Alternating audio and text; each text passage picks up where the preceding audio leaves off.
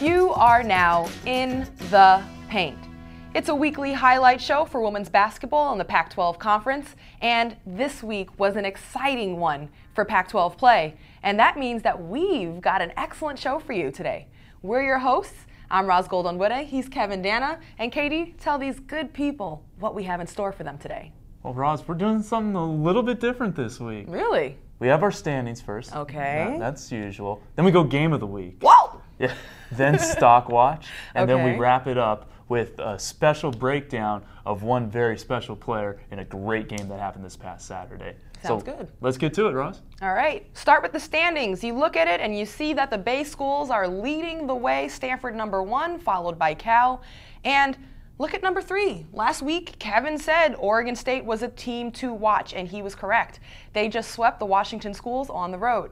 They're followed by Arizona State and the LA schools, rounding out the top half of the Pac-12 standings. One of those LA schools, Roz, was in perhaps the Pac-12 game of the year so far. I'm talking about USC in their thrilling 76-75 overtime victory over the Cal Golden Bears in Haas Pavilion. How about Brianna Gilbreth? 24 points, 8 rebounds, 3 blocks, 3 steals. Whoa, she was a beast. She did a tremendous job in that game. But how about Laisha Clarendon's buzzer beater to send that game to overtime? Laisha Clarendon was heroic in those final few seconds. And really, if you're the head coach of USC, Michael Cooper, you can't even really be mad at your team's defensive execution down in those final few seconds. They did just about every single thing you would want them to do. It was just that Laisha Clarendon, she was just amazing. Nick, can you run that playback one more time? We got to see that again. Cal sets up a double screen for Clarendon to come off for a three-pointer. USC's D does an excellent job of not letting Clarendon come off the screen shoulder to shoulder. They get in between it and stay tight on her. They cut off her vision for the pass, and 3 people are on her denying that three. Clarendon, who, by the way, only has 5 points at this point of the game, finds a way to get that shot off, and after a poor shooting night, shows the guts to come up big for her team and force OT. Good defense, better offense. Clarendon stepped up. Clarendon's been making plays down the stretch all season, and she certainly did again on Saturday. For sure. She came up huge for her team. All right, it's time for our game of the week. Washington at Arizona. This Sunday, 2 p.m. on FSN. Now, KD, you picked out this game. Why is it a marquee matchup? Well, first off, we can see your pretty face on television.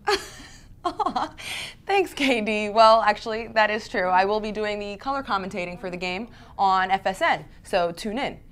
Shameless plug. All right, no, but seriously, why is this a marquee matchup in the Pac-12? Well, there are postseason implications at hand. Now, neither of these teams probably aren't going to make the NCAA tournament.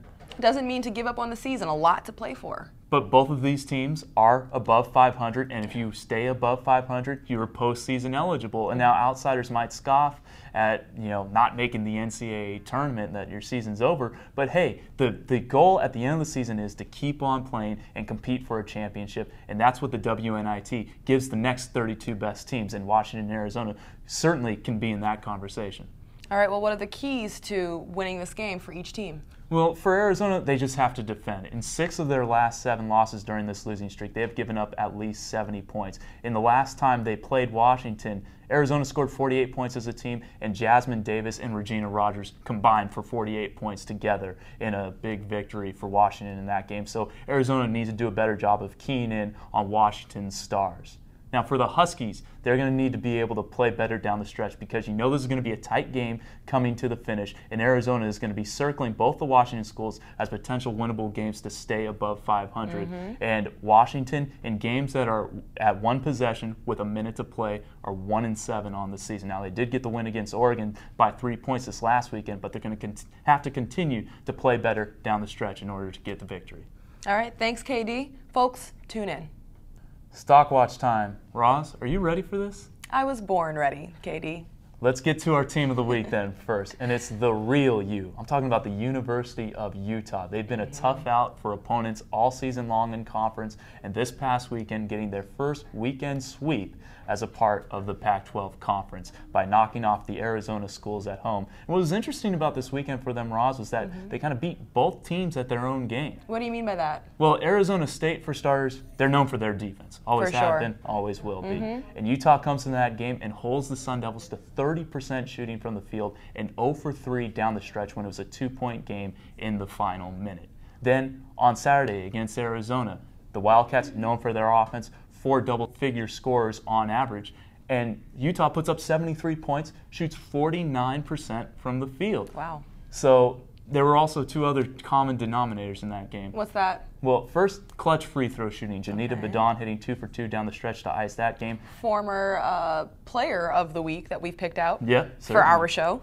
Certainly. And 11 of 14 down the stretch against Arizona. And then another player of the week to look out for. In the Pac-12? Yeah. Who? The Pac-12 Player of the Week, Michelle Plouffe. Wow. 14 points and 4 blocks against Arizona State, then a double-double, 22 and 12 against Arizona. So Utah, with those 2 wins, back at 500 overall and moving their way up the Pac-12 ladder. All right, sounds good. Oh, yeah. Player of the Week. That's right, Katie. Let's get to that. Who you got for us? All right, it's a no-brainer. USC gets that thrilling win in overtime over Cal, and who steals the show? It's the freshman, Araya Crook. And not only is she my player of the week, I'm going to cut this entire segment short. We got to give her her own segment. She was that special. Nick, can you get me a Crook doing work segment going, please? We got to revisit overtime. Folks, she had 21 points in the game. She scored all 11 of USC's overtime points in the final minute and 50 seconds. And she was pretty darn special. She did it in 2 different ways, either by using picks on the ball at the top of the 3-point line or by driving to the basket and taking advantage of the fact that Cal's defense, their help side defense, was a little late. Over the course of the game, Crook used a screen on ball at the top of the 3-point line.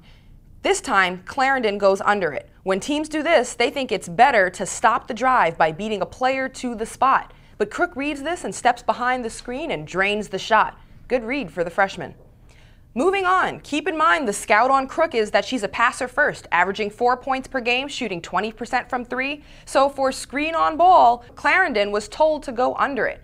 But Crook is hot, so you have to adjust and go over the on-ball screen. Literally, what that means is as a defender, you have to work to step over the screener and not give the shooter any space to get a shot off after the screen. In this play, Clarendon tries, but she gets caught on the screen. Crook reads that, takes her time and space, and knocks it down. The next play, Crook attacks the rim hard and took advantage of Cal's help being late. Clarendon overplays Crook defensively, and Crook sets her up for the change of speed going baseline. Rashonda Gray has help side responsibilities. She should have met her at the box, outside of the paint, cutting off baseline, but instead she allows Crook baseline where she's able to make a play. Let's take a look at this play. Crook comes off of the screen for an inbounds pass. Lindsay Sherbert for Cal is guarding the inbounds passer. It's Sherbert's job to see her player and the ball. She and Jennifer Brandon for Cal need to be more aware of help baseline. Unfortunately, they're glued to their players and they leave Clarendon on an island alone to guard a very hot Crook. Crook's hitting threes, so Clarendon has to play her tight, which makes her vulnerable to Crook's drive.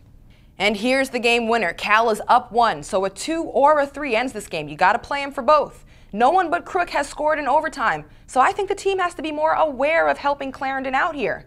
Crook drives at Clarendon. Clarendon cuts her off going left, but Crook is a capable dribbler and spins off her going to the middle of the key. Jennifer Brandon is coming over, but she's late. And at this point, the basket is so big for Crook, it's a large gaping hole, and Crook hits the game winner with a teardrop floater off the backboard. The headline the next day would read, "Crook cooks Cal." Well, she's seasoned, marinated, and barbecued in overtime. Kudos to the freshman. That will do it for episode 6 of In the Paint. Episode 7 will be coming at you next week, where we will discuss more exciting Pac-12 women's basketball. But now it's Twitter handle time.